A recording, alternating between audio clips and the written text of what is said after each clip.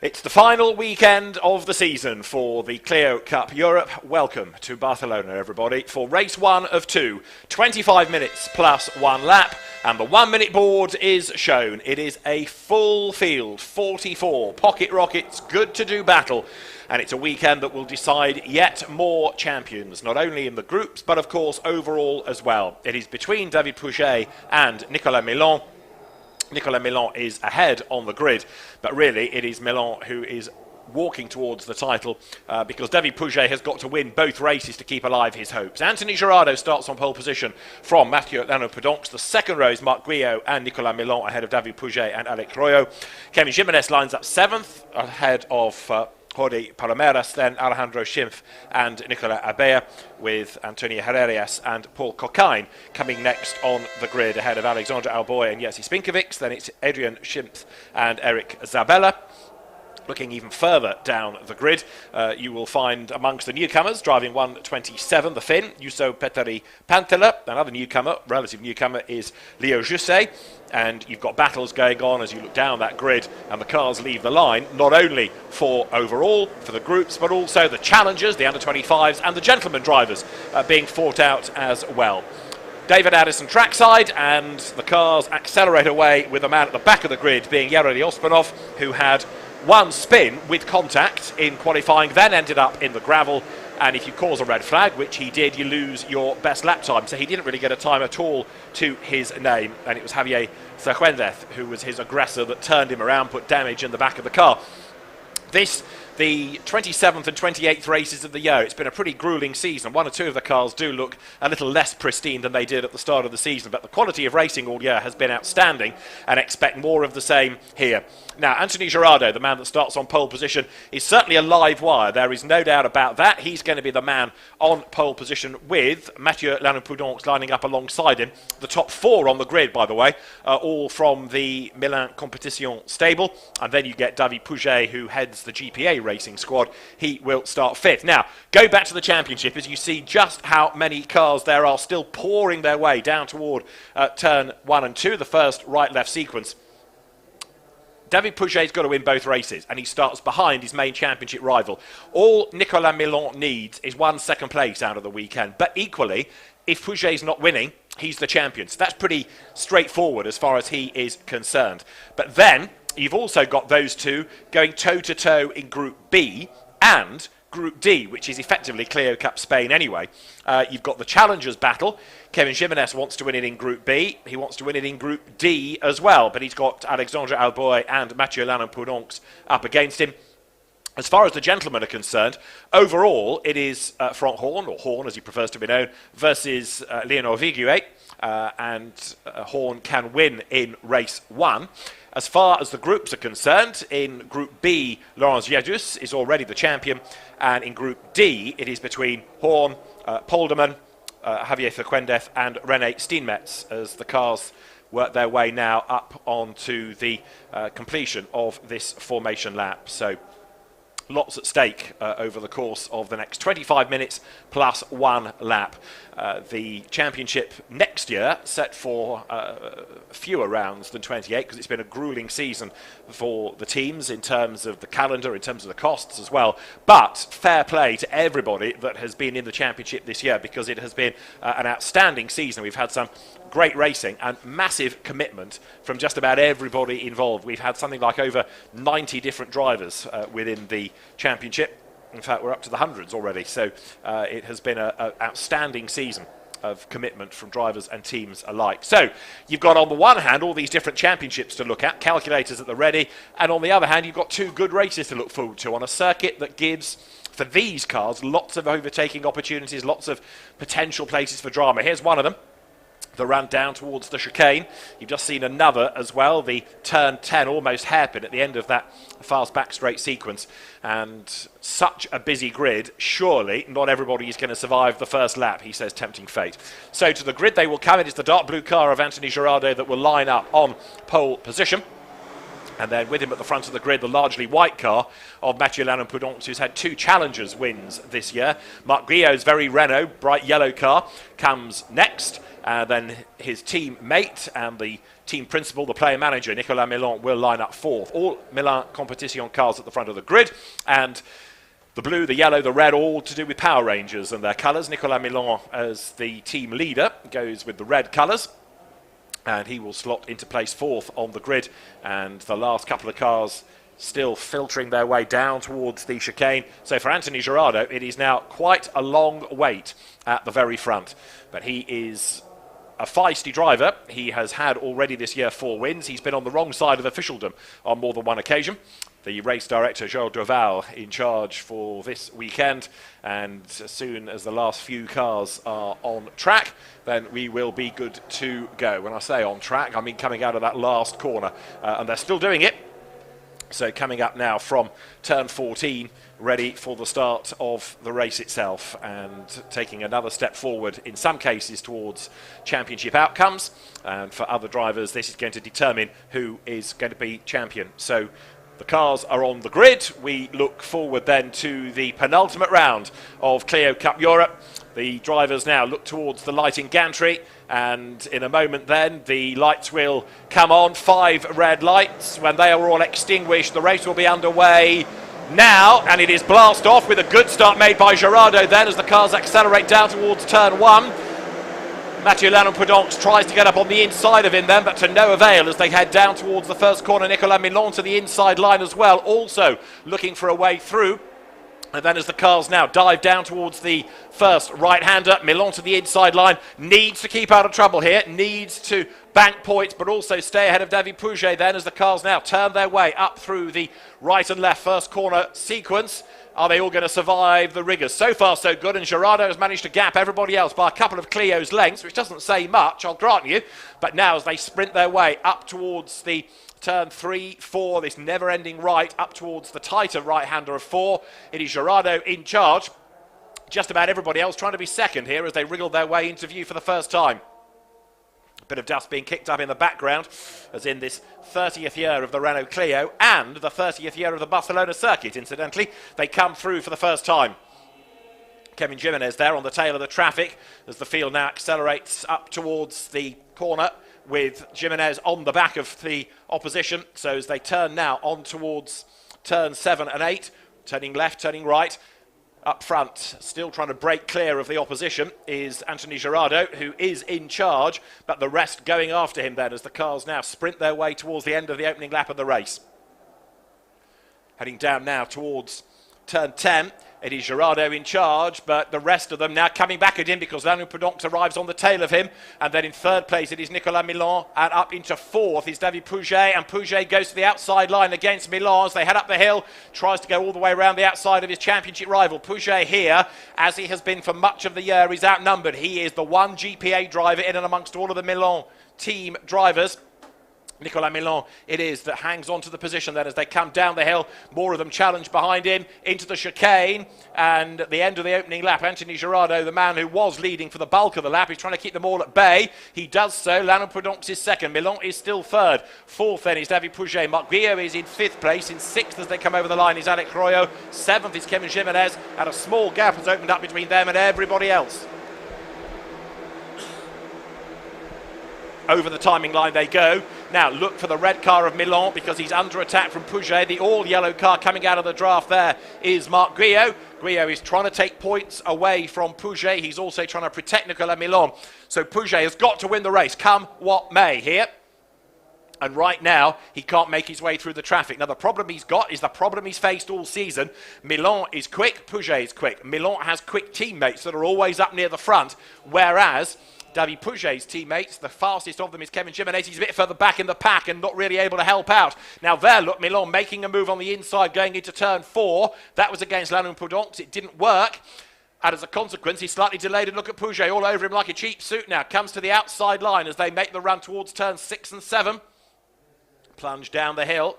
And now, as the pace starts to quicken, Pouget goes to the inside line against Milon. But again, he still can't quite make that work as they head towards 7 now. Nose to tail. It's 25 minutes plus a lap, so the clock will hit 0. Then there'll be the bonus lap at the end.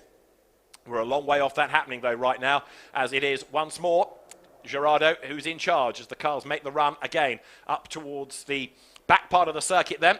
So from turns 9 down towards 10. And again, they all concertina up. It's 5 in a line for the race lead now. So it is Gerardo just ahead. Lannon Prononx is in second place. In third spot is Nicolas Milon. And now Pouget fourth. Guillot is fifth. And Alex Royo in sixth place. He's also now part of that leading train as they come through, with Pouget having a cheeky look to the inside line. He can't do anything about Milon for the moment. And as they drop down towards the chicane, nor, in fairness, is Gerardo getting away. Milan stays ahead of Pouget. That's enough to give him the championship, and there's drama there. Look, as some of them meet in the middle. One of those casualties is Eric Zabola, who's gone around as the leaders now come up towards the end of the lap. It is still Gerardo ahead of Lannon Prononx. In third place then over the timing line, Nicolas Milon. And there, out of the car, trudging away, we've lost Alex Lauth from the pack. And he wasn't the only one involved in that, as well, as we had seen. So yellow flag out on the circuit. As to the inside line goes Nicolas Milon now against Lannon Prononx, and Guillot comes up to have a go at Pouget. Doesn't go through. David Pouget hangs on to it. The all-yellow car of Marc Guillot then loses out because as a consequence of that, and we go safety car, that brings Alex Royo into the mix as well. But the safety car is called for by the race director, Joël Doval, because of what has happened down at the turn 10 left-hander, and the safety car deployed. All of this eats into the race. 1 or 2 get the message quicker than others. I think that's Kevin Jimenez going around the outside there, and he will probably get his wrist slapped as a consequence of that. So, as I say, one of those that we have lost from the fray is Eric Zabola, and the other one that we have lost, as we've seen, is Alex Lauth. The safety car then comes out onto the circuit, and everybody now slows down under the safety car conditions that we have.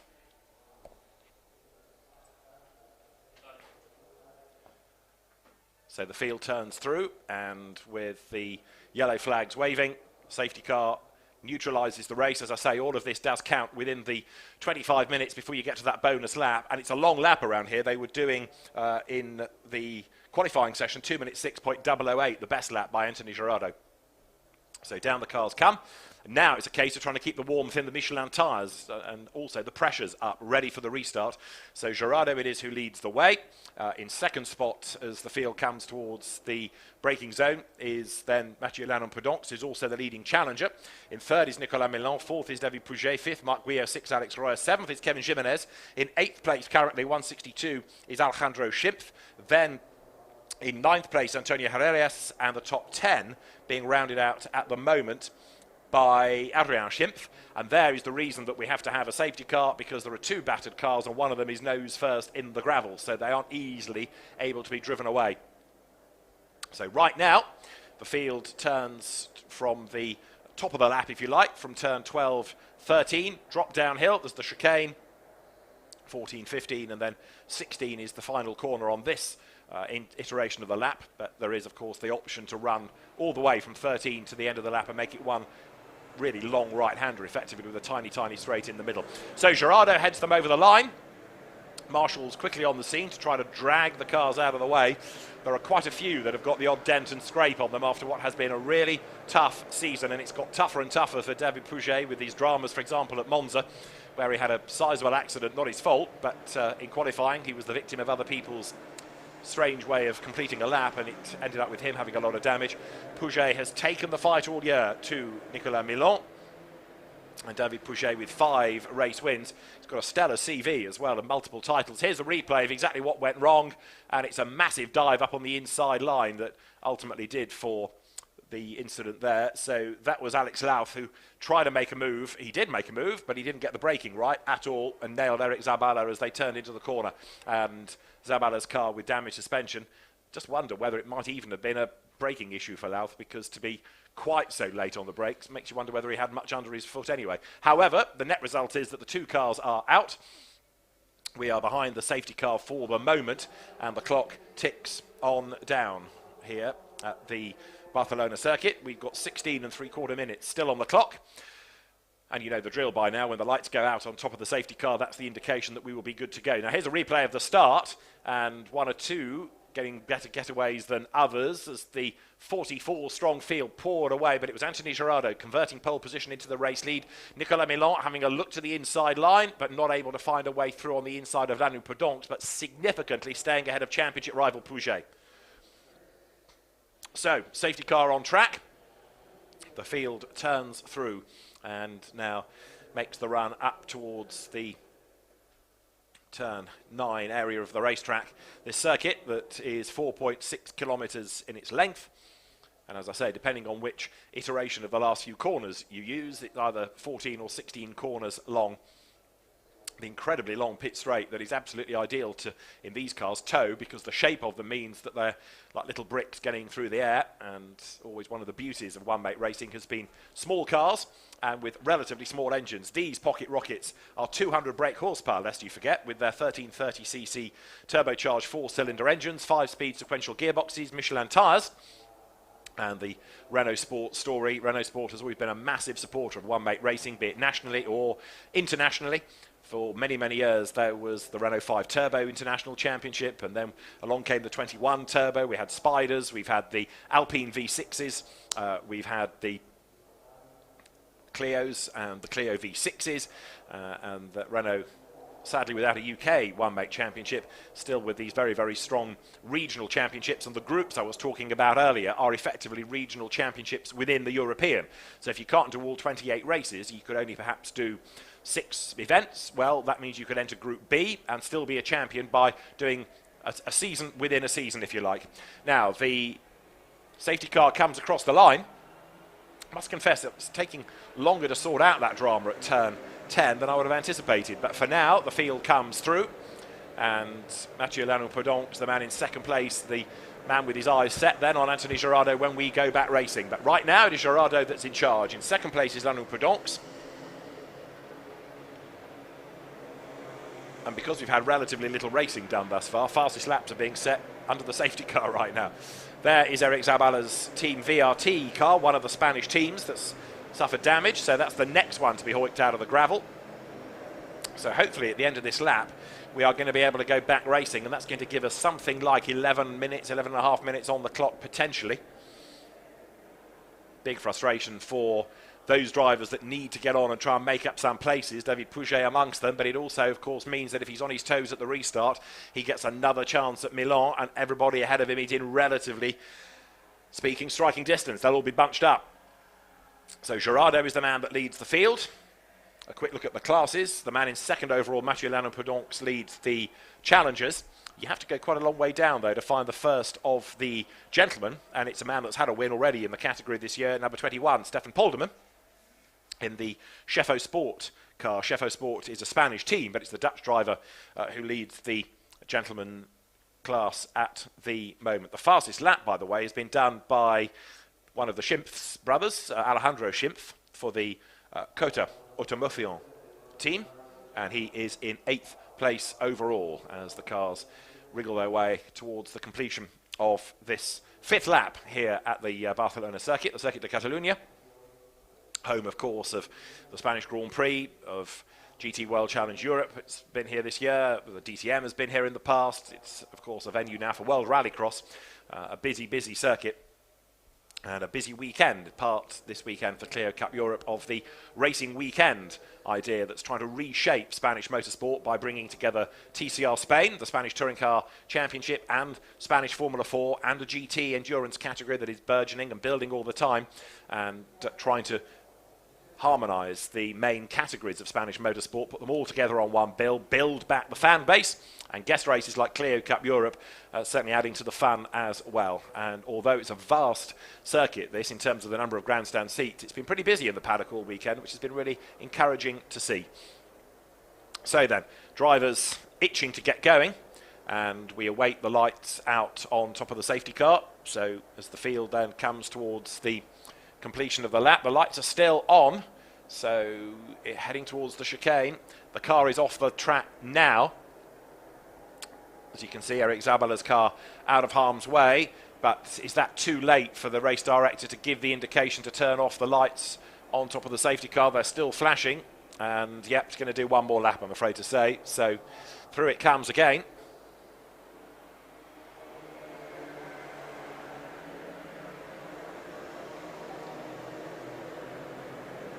So it's been a very, very lengthy period to remove two not that damaged cars, I'm afraid to say.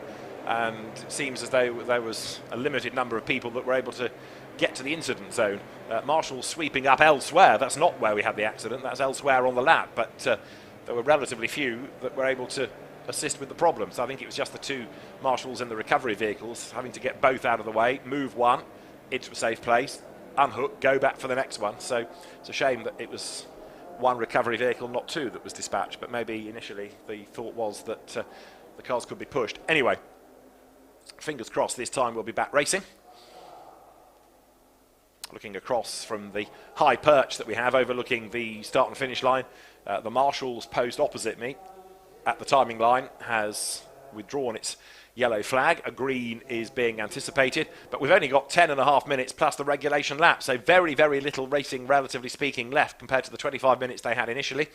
We got, what, 2 laps in, if that, before the safety car was deployed.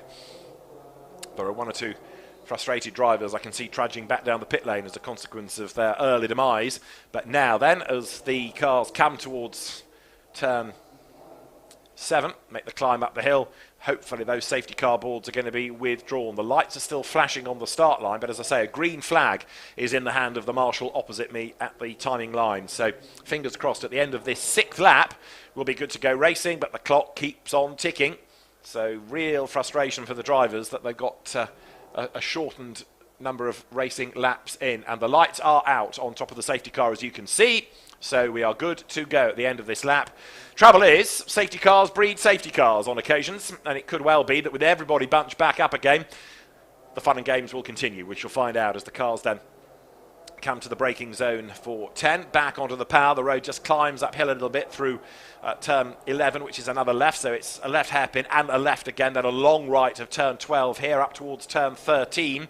And you can see now that Anthony Gerardo has got everybody stacked up behind him, eager to try and steal a march on them. What he wants to do is get everybody slow behind him, and then he will decide when to go. He'll bang his foot to the floorboards and he'll be gone. Everybody then has to try and wake up and go after him. And Mathieu Lannon-Poudon is the man doing the chasing then as the safety car peels in. We go back racing, and there is Anthony Gerardo, the race leader, who comes out of turn 16 up towards the line. He's made a good restart, and look, Nicolas Milan has dropped back.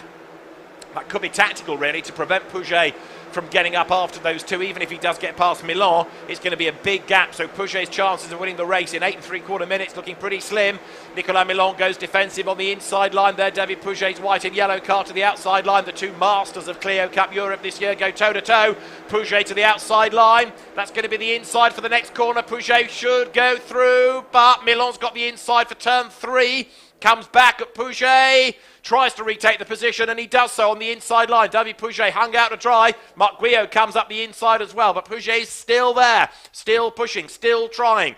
He's on the outside line on the run now, up towards turn 4. There's a rub between them. That opens the door for Guillot up on the inside of Pouget, and through he goes. So David Pouget drops 1 place, and also now Alex Royal comes into the mix as well in the green and black car. Pouget then 1 spot down on this restart. Tries to fight back at Guillot. He's going to run out of road on the outside if he's not careful. So now Marc Guillot goes through, and I think also Royo has got up past Pouget. They're side by side. Look, coming down towards us on the inside line. Alex Royo, number 3, goes through. Pouget is ahead of Kevin Jimenez, but the whole thing is unravelling here for David Pouget because he's lost 2 places, and any hope of winning the championship effectively now gone. He'll do his best to fight back, but now Alex Royo looking very rapid indeed. We've not seen very much of him in the championship this year. The Spanish driver making a very welcome appearance. He is a Peugeot Cup Spain champion. He's raced in Minis, he's raced in Hyundais, he's done a bit of French and Spanish Clio racing as Alex Royo, but it's good to have him involved in Clio Cup Europe this weekend, and he's showing good pace as Milan, Guillot and Royo, 3rd, 4th, 5th, come up the hill. And more drama, and that car with a lot of damage is going to bring out the yellow flags. Just looking to see whether it's been over. I don't think it has, but looking at the, safety car again, I'm afraid to say, safety car deployed once more.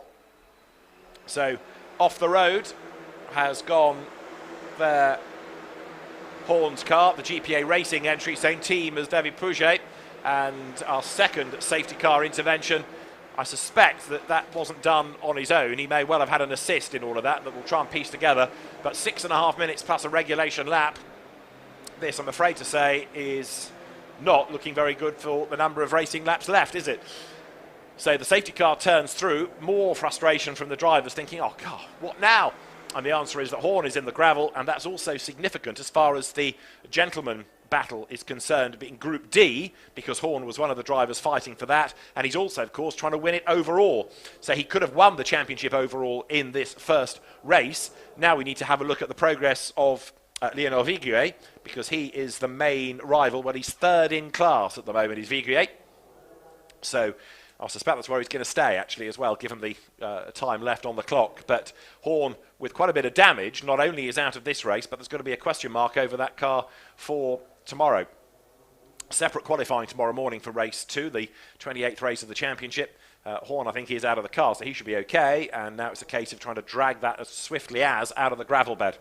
On the one hand, it's a good long lap, which should help, but a lap at racing speed is over 2 minutes. At safety car speed, it's even slower. We've only got 5 of them, plus the regulation lap at the end anyway, 5 minutes and counting. So the drivers turn through, and a recap of the order. I don't think it changed hugely, other than Pouget dropping down. So Gerardo, having one of the easiest and calmest races of his season, is ahead at the moment of Mathieu Lannon-Poudonc, who still leads the challengers.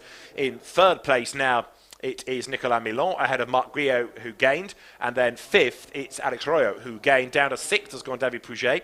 Seventh is Kevin Jimenez, second challenger.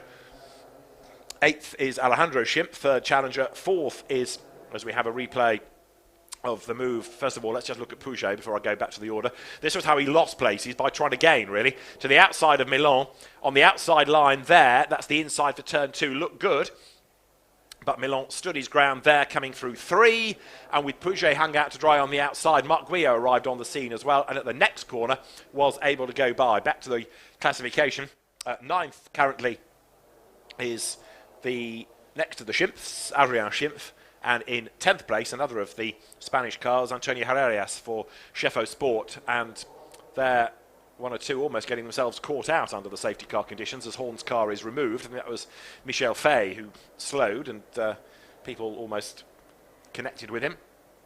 But with 4 minutes of the race remaining, big frustration in race control that they're having to use the safety car again. However, let's hope that when we do go racing, it'll be for at least a couple of laps.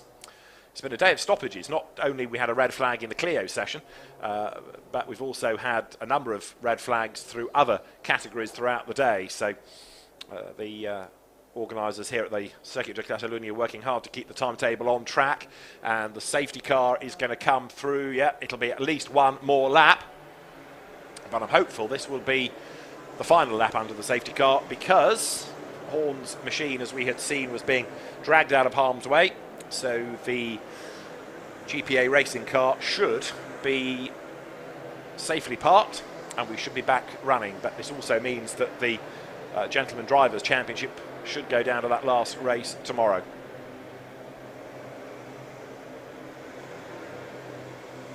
So the field turning its way up now through turns 1, 2, 3, that right, left, right section of the circuit. That huge expanse of runoff on the outside at the bottom of the hill. It's such a long, fast pit straight, famous for the Nigel Mansell, Senna wheel-to-wheel combat in Formula 1 so many years ago.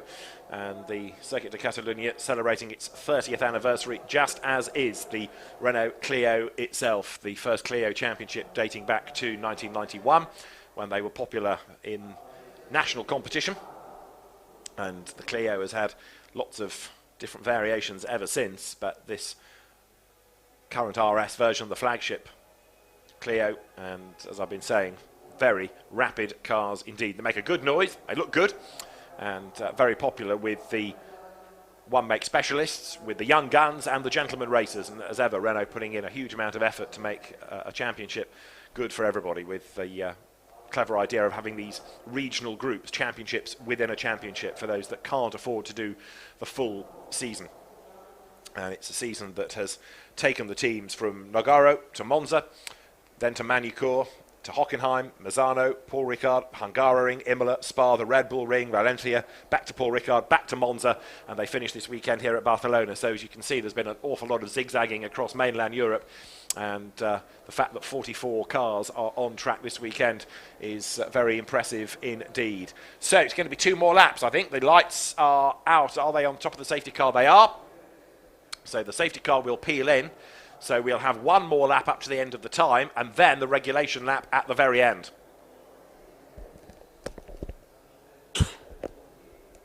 Down they come then to the approach to the chicane. And Anthony Girardot on the exit will accelerate away. And again, look, Nicolas Milon stacking up the opposition. He doesn't have to win the race. What he's doing there is letting his customers go. He's slightly delaying another customer in Marc Guillot, it's got to be said. But he's also making sure that Pouget can't do anything at all about those further up the road as we go racing once more. So Milon accelerates through in 3rd place. Girardot versus Lannon Prudence, who's not had an overall win this year. The margin between them as they cross the line at the end of lap 9 then was 0.4 of a second. That is Alex Royo on the inside line, and Marc Guillot is going to make a move, and he goes through on the inside line. Really good pass that. The local specialist. Off the road goes Guillot. Has Guillot got a problem? He has. Marc Guillot slows right down. So that is one of the Milan Competition cars with a problem, and Marc Guillot tries to get back on track. A little weave there as he wasn't happy with the way the car was feeling. But Marc Guillot slowly then tries to, no, he doesn't even rejoin. He's parked it and gets going again. So something strange is happening for Marc Guillot, and he's back running once more. So Marc Guillot, that's had these 4 race wins this year, ain't going to win this one, and he needs to bring the car back safely, I would have thought, rather than risk anything and abandon it on the side of the racetrack. So it'll be 1 more lap to go at the end of this. As you see now, Alex Royo come up to have a go at Nicolas Milon, who by dint of being ahead of Pouget is going to be the champion here. Anthony Girardot, who's had, as I said at the start of the race, a feisty season, having one of his better runs here because he's barely had to work for this, partly because of the safety car, partly because all the fighting has gone on behind him. Mathieu Lannon Prudence runs 2nd, Milon 3rd, but for how much longer? Because Alex Royo dives up the inside line there, heading down towards turn 10, and he runs Milon out wide, and that's going to give him the place. Yes, it does. So Alex Royo goes 3rd.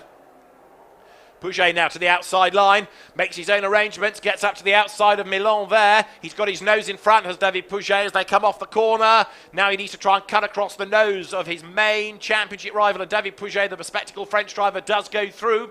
He's been Clio Cup Spain champion in the past, and now starting to show pace, but it's too little too late. He's got ahead of Milon. Nicolas grinning from ear to ear, thinking, well, he can have the place, but you're not going to win from here, and you're going to let me be champion then. Over the line, a lap to run. Girardot versus Lannon Prudence. If those two came to grief, it might be a different story for David Pouget, of course. Over the timing line they go. And you can see that Lannon Prudence is on his toes, and he's ready to dive out of the draft of Anthony Girardot. In the background, Milon comes back at Pouget, has a think about it, and Royo makes a mistake and goes wide. David Pouget gets up the inside of him. Royo's off the road. Pouget will go through. Milon's going to nip up the inside of the Spanish driver as well. Yep, through on the inside line he goes. Kevin Jimenez in the white car tries to buy into this as well. Royo forced out wide. Jimenez can't quite buy through on the inside. Off the road and back on again. There goes Royo out wide, coming out of turn 3. But now, David Pouget is ahead of Milon, which is what he needed to do. The trouble is he needs to be in the race lead. He needs to win. He has to win this race. So somebody else goes lawn mowing, coming out of turn 4 there, just about survives the dramas. But in the meantime, the 2 race leaders, nose to tail now, plunge down the hill. Coming out of turn 4, down to the hairpin at 5. Then those 2 kinks. Marc Guillot was limped into the pit lane, incidentally, so he's out of harm's way. And off the road goes David Pouget. He catches the moment as he rattles over the curb and the gravel, but that could have been nasty for him. So David Pouget gets away with that, but only just, as now the cars, for the last time, make the climb over the brow, down that back straight. And they come then from turn 9 down to 10, which is that sharp left hairpin. And to the inside line of Milon goes Royo. To the inside line of Pouget goes Milon. And they almost get themselves together, but Milon goes ahead of his main championship rival to seal the deal for the title. Milon goes through, and this drama, was that a tap? Well, either way, Milon's got sideways, Royo's up the inside. That was definite contact there because Royo elbowed his way up the inside of Pouget, who had nowhere to go except into Milon. Nicolas Milon is ahead of Pouget. Royo is up into third. Anthony Girardot is going to come through to take the race win then. It's getting all feisty towards the end, isn't it? Alex Royo with good racecraft back through in robust fashion. But Anthony Girardot is going to score for him. Win 5 of the season as he comes across the line. Anthony Girardot wins. Second, Mathieu Lanopoudomps. Royo is third. Fourth is Milon. Fifth is Pouget. Sixth across the line. Kevin Jimenez ahead then of Alejandro Schimpf, Antonio Herrerias, and then Jerzy Spinkovic up into 9th place with 10th in the end, going the way of Jordi Palomares. So, a very good drive indeed by Anthony Girardot. He's perhaps righted many a wrong over the season by that, because quite often he's been involved in scrapes and skirmishes. There was one race where he was excluded during it for driving standards, but there, not a wheel wrong.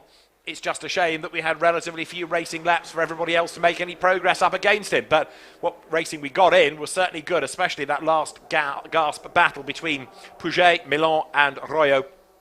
And David Pouget, as is often the case, yo-yoing his way up and down the order, finding himself involved in big battles. Part of his problem has been this year that he's never had really, and I was making the point earlier, quick teammates to help him in the races, but also quick teammates to help give him a tow to get a pole position. His pole position strike has been okay, but the first one came in round 6. He got another one in round 7, so that was one at Manicourt and one at Hockenheim. One came at Misano. He did get a double at Paul Ricard in the summer at the French Grand Prix, but didn't win either race. He got a pole at Spa and a pole at Valencia as well. So he has been quick, but often the fact that he's not been on pole has mired him in the traffic, and then it's been difficult to get through, particularly against the weight of the Milan Competition team. But Anthony Girardot has done a really good job for the Milan team there. And Nicolas Milon himself is championed then by the fact that David Pouget didn't win the race. Nicolas Milon is the overall Clio Cup Europe champion at the end of a stellar season in which he's had 9 race wins. And you count your best 20 out of 28 scores at the end of the season. Nicolas Milon has to drop a 0. So that factored in anyway. But as we see this last gasp moment, Royo to the inside of Milon, but Milon commits to the inside of Pouget, and through he goes. But in all of that, David Pouget to the inside line, gets up the curb. There might have been a nudge there. As they go wide, Royo pounces on the inside, squeezes Pouget towards Milon, and gets past both of them. So lively stuff. And I'm afraid if there was contact, really, as Royo went through, it was rather inevitable in the cut and thrust of one mate racing. He went for a gap, and other drivers having their own dramas. But there's the champion. There is Nicolas Milon. Stellar season, like I say, 9 wins. The dropped scores are 1-0 anyway, which is the retirement. He's dropped a 14th, a couple of 6th, a 5th and a 4th. And if you're dropping those, that goes to show just what a good, solid season you've had. David Pouget, he had to drop a retirement, a 0, but also a 9th and then 4 4th places. Milon's 14th, in a sense, helping him because it was a bigger number to get rid of and therefore still be ahead on the final total. However, for now, Alex Royo, for his 3rd place, arrives in Parc Fermé. The race winner, Anthony Girardot, does likewise there in the blue car in the middle.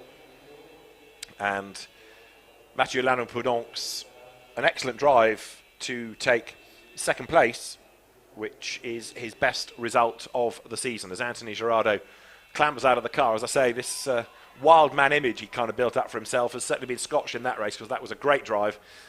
Class act, Girardot, starting from pole. And a very, very happy man indeed he is. He didn't have to work overly hard at times, given that the safety car was out for so long. But a very happy man and a very happy family as well. So Anthony Girardot takes the race win.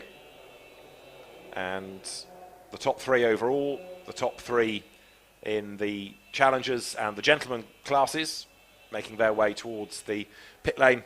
And as Anthony Girardot takes off his crash helmet, we've also got the overall champions car in the Parc Fermé area, that of Nicolas Milon, because that is needed, of course, for scrutineering to make sure that all is good for him to be crowned as the champion. So, our first race of the weekend, won by Anthony Girardot from Mathieu Lanopoudomps and Alex Royo 3rd. 4th, Nicolas Milon, ahead of David Pouget and Kevin Jimenez. 7th, Alejandro Schimpf from Antonio Herrerias, Jerzy Spinkovic's 9th. And then the top 10 rounded out by Jordi Palomares. Of those that perhaps should have gone better, Paul Coquine dropped away, and the car that won in the gentleman class, that of Stefan Polderman, as you see the top 30. Fastest lap to Alexandre Alboy as well for GPA Racing, the David Pouget team. But Alexandre Alboy ending up a fair way down the order come the end of the race. And despite the fact that we had so much drama going on the circuit, we still got 40 of them across the line, with Gabriel Alonso in 40th place, another of the GPA racing cars. GPA, a team that's had a good track record in the Spanish as well as the French Championship. Marc Guillot classified, even though he was in the pit lane. So after all the dramas, only 3 not making it to the classified results by dint of 2 incidents, one for Franck Horn and one for Sabella and his aggressor from earlier on in the race. So at the end,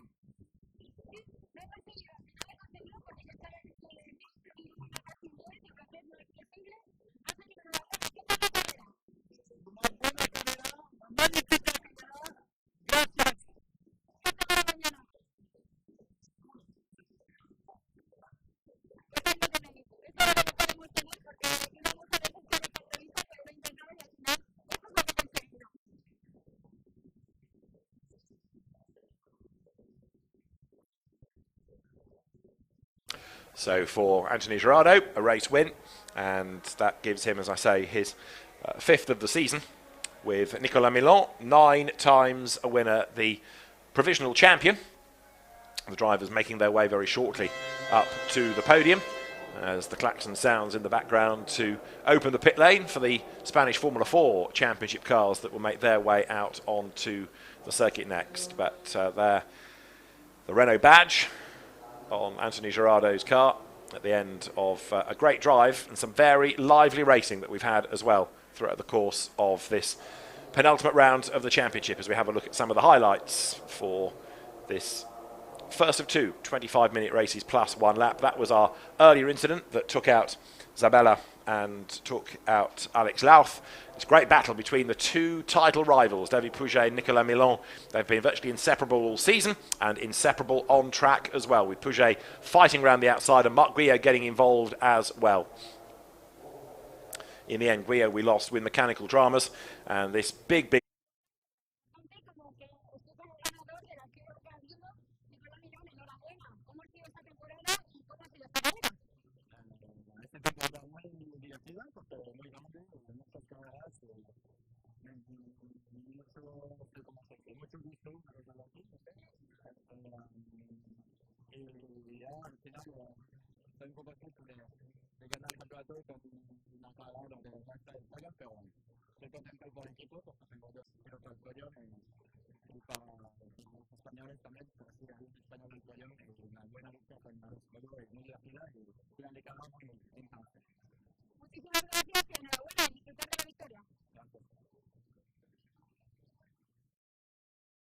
Well, there's the champion. That is Nicolas Milan, Clio Cup Europe winner, says the board, and he is a very happy man indeed. There is one more race, of course, to go tomorrow.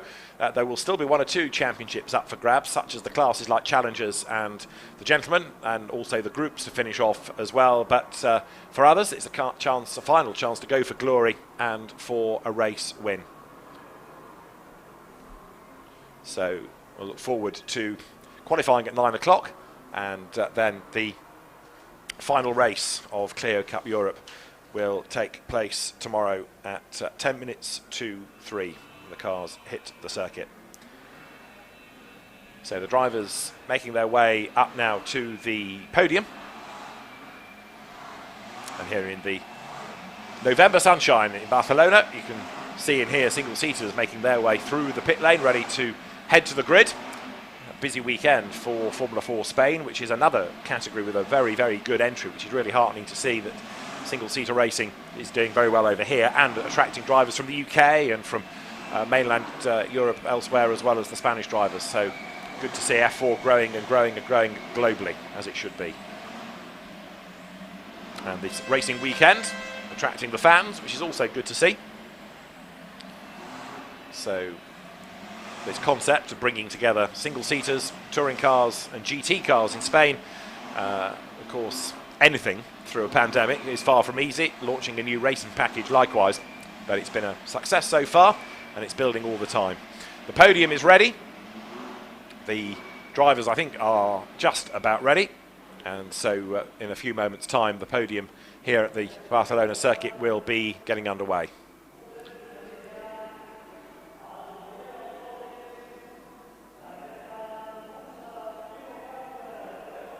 So the drivers will be called forward. We have the overall podium, we have the challengers, and we have the gentlemen as well.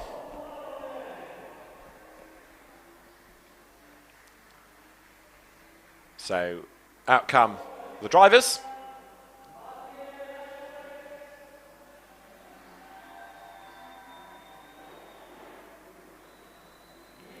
Alex Royo for third. Mathieu Prudence for second, and Anthony Gerardo is called forward for the top step of the podium. A fifth win of the season for Anthony Gerardo.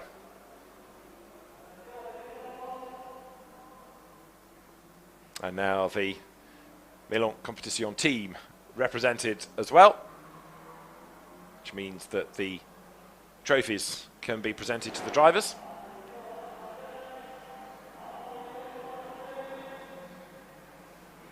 A French 1-2, Spanish driver third, a popular result on home soil. And now for Anthony Gerardo, the French national anthem.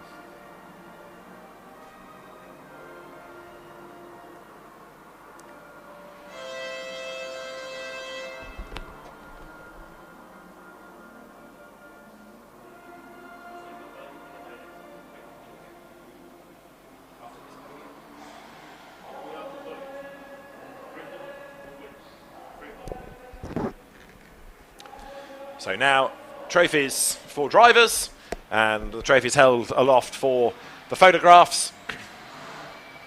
So the top three from the overall contest huddled together on the top step for photographs. Oh, and then change their mind and head off the podium as the trophies are made ready. Oh, Anthony Gerardo poses for one last photograph. Not suggesting he won't be tomorrow's race winner, but it's been a championship full of excitement this year, and there's no guaranteeing anything whatsoever. Right, our first podium done, and so that means that the challengers and the gentlemen are being made ready next. So there is the podium. The BRM logo you see in the middle of the left and right hand black backdrops. The champion, along with an Alpine A110, gets a special edition BRM watch. It's a very good prize indeed. Out then come the challengers, and Mathieu Prudence as the winner on the top step, with Kevin Jimenez as his runner-up. They hold the trophies in the air.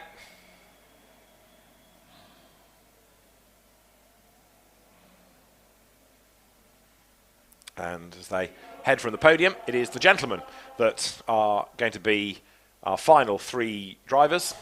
And again, for them, the trophies are prepared. So instead of having dignitaries to hand over trophies in this COVID era, you pick up your own trophy and celebrate. And Lionel Viguet is going to be the first driver called forward as the third placed man within the gentleman drivers section, and that is going to be significant with the demise of Frank Horn in the course of that race. Then for second place, out steps